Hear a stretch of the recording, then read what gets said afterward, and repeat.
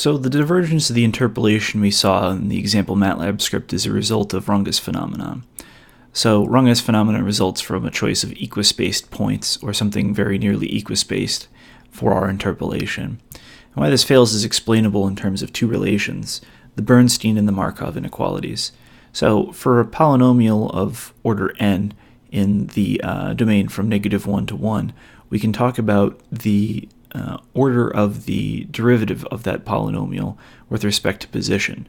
So we can see for x far away from the edges, the derivative is on the order of the polynomial. However, as we get close to the edges, so -1 and 1, we can see that our denominator blows up and we get a singularity. So we can put some bounds on the singularity in the Bernstein inequality by using the bounds of the Markov inequality. So in other words, that the upper bound in terms of our derivative is scaling as n squared, where again n is the order of the polynomial. So in a situation where we approach the singularity in the Bernstein inequality, we're limited instead by the Markov inequality.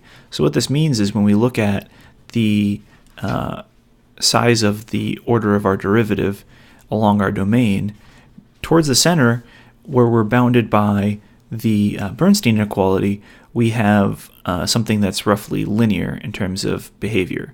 But then as we approach the singularity in the Bernstein inequality, we're now bounded by the Markov inequality instead, so now this scales as n squared. So what this happens is then that as we get closer to the edge of our domain, we need to be more careful about trying to control our error there. And so this is why the example interpolation that we looked at blew up at the edges, because we're no longer bounded by n on the edges, we're bounded by n squared. So how do we fix this problem? Well, one idea would be to place your interpolation points more closely spaced at the edges of the domain so that you can try to control the error at the edges and place your points more sparsely towards the center.